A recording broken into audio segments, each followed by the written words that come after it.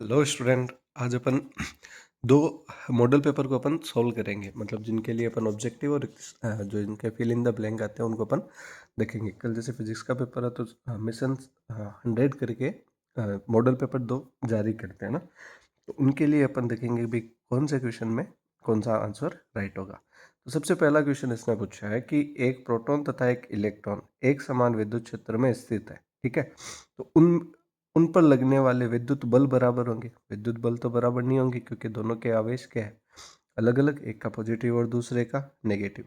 दूसरा ऑप्शन है बलों के परिमाण बराबर होंगे। बिल्कुल, बलों के परिमाण क्या होंगे, बराबर, क्योंकि परिमाण की बात करें तो नेगेटिव क्या हो जाएगा, पॉजिटिव। उसके बाद अगला स्टूडेंट क्वेश्चन देखते हैं। एक बंद पृष्ठ के भीतर एन विद्युत द्विध्रुव स्थित है।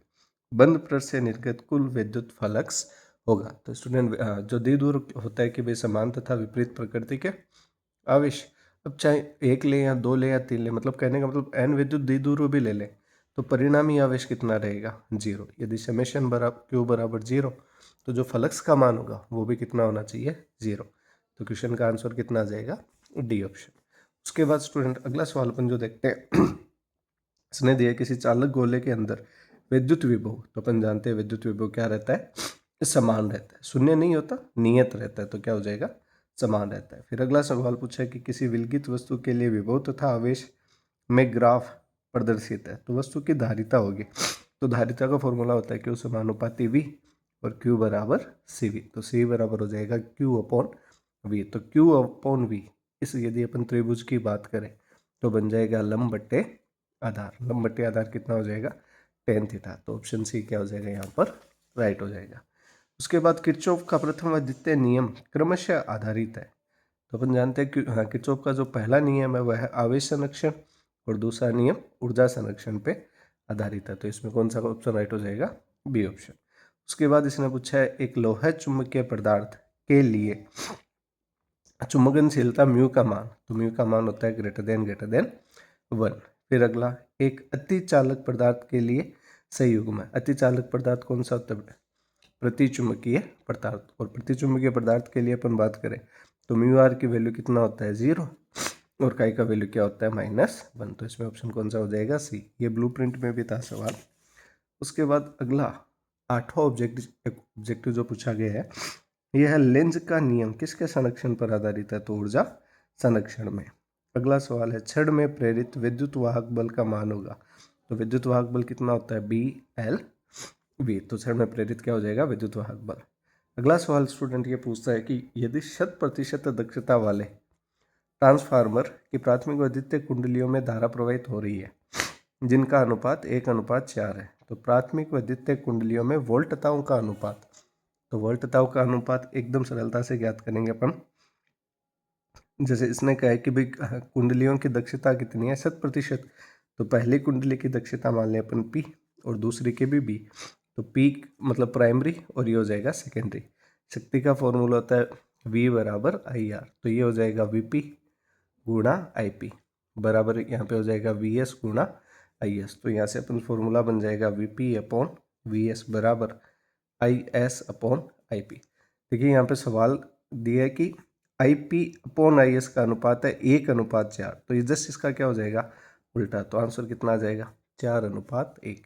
तो ऑप्शन हमारा कौन सा हो जाएगा, ऑप्शन बी क्या हो जाएगा, करेक्ट हो जाएगा। उसके बाद अगले सवाल में उसने पूछा है कि विद्युत व चुंबकीय क्षेत्र सदिश विद्युत चुंबकीय तरंग संचरण की दिशा के किस अनुदिश होते हैं। तो अपन जानते हैं तरंग संचरण की दिशा के लंबवत होते हैं, तो ई क्रॉस बी हो जाएगा। उसके बाद वस्तु से बड़े आकार का काल्पनिक प्रतिबिंब किसके द्वारा बनाया जा सकता है।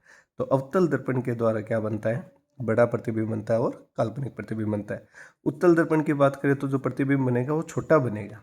तो अपन उत्तल दर्पण की जगह ऑप्शन कौन सा सही करेंगे, अवतल दर्पण, क्योंकि उसने कंडीशन लगाया कि प्रतिबिंब क्या बनना चाहिए, बड़े आकार का। इसके बाद प्रकाश किरण व माध्यम एक दूसरे में गमन करती है तो निम्न में से नहीं बदलता। मतलब प्रकाश किरण एक माध्यम से दूसरे माध्यम में, तो अपन जानते हैं जो अपवर्तन है वो कौन सी घटना है भाई, परमाणु घटना। परमाणु घटना में ऊर्जा का मान क्या रहता है, एक समान। तो ऊर्जा की अपन बात करें तो ई बराबर क्या हो जाएगा, एच न्यू। अब यदि ऊर्जा बराबर है तो आवृत्ति नहीं बदलेगी, तो क्या नहीं बदलेगा, आवृत्ति नहीं बदलेगी। अगला है दो तरंगों के मध्य कलांतर पाइए, तो दोनों तरंगों के मध्य पथांतर। अपन जानते हैं कलांतर बराबर 2π/λ गुणा पथांतर। तो उसने कलांतर कितना बोला है, पाई बोला है, तो यहाँ पे क्या हो जाएगा कलांतर पाई, तो पथांतर जो आ जाएगा वो आ जाएगा पाई से पाई कैंसिल आउट, लेमडा ऊपर चला जाएगा तो 2 नीचे आ जाएगा, तो पथांतर कितना आ जाएगा λ/2। उसके बाद अगला जो ऑब्जेक्टिव हमें दे रखा है वो दे रखा है देली आवृत्ति से अधिक आवृत्ति के प्रकाश के लिए विद्युत प्रभाव के प्रयोग में उत्सर्जित इलेक्ट्रॉन की संख्या किसके समानुपाती होती है। तो इसने कंडीशन लगा दी कि भाई आवृत्ति का मान देली आवृत्ति से अधिक होना चाहिए, तो देली आवृत्ति से अधिक है इसका मतलब धातु के परत से इलेक्ट्रॉन निकलेंगे। अब यदि अपन आपतित फोटोन की संख्या बढ़ा दें तो उत्सर्जित फोटोन की संख्या भी बढ़ जाएगी, तो इसका मतलब यहाँ पे क्या हो जाएगा, ऑप्शन नंबर यहाँ पे आपतित फोटोन की ऊर्जा नहीं, आपतित फोटोन की आवृत्ति, ऊर्जा और आवृत्ति तो एक ही हो जाएगी है ना, तो आपतित फोटोन का संवेग भी संख्या पर निर्भर नहीं करता, इसका मतलब आपतित फोटोन की संख्या। तो ऑप्शन कौन सा सही हो जाएगा, डी ऑप्शन इसमें करेक्ट हो जाएगा। अगला सवाल है हाइड्रोजन परमाणु की कौन सी श्रेणी दृश्य स्पेक्ट्रम में आती है, तो कौन सी श्रेणी आती है, बामर। इसको आप ऐसे भी याद कर सकते हो B/D, तो बामर श्रेणी कौन से में आती है, दृश्य स्पेक्ट्रम में। उसके बाद अगला सवाल है 1H1 और 13A एल्यूमिनियम 27 के घनत्व का अनुपात, तो नाभिक का घनत्व क्या रहता है, नियत, तो मतलब पहले और दूसरे का भी नियत रहेगा, तो 1:1 आ जाएगा।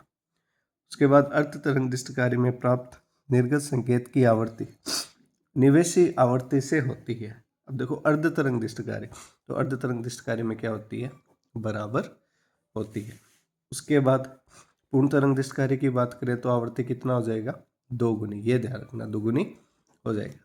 उसके बाद एक समान आवेशित गोलीय कोश के अंदर विभव का मान, तो विभव का मान क्या रहता है, नियत रहता है, धारा घनत्व का मात्रक। तो धारा घनत्व का फॉर्मूला क्या होता है भाई, जब कोई एक धारा क्षेत्रफल से गुजरे तो वो क्या बन जाएगा, धारा घनत्व।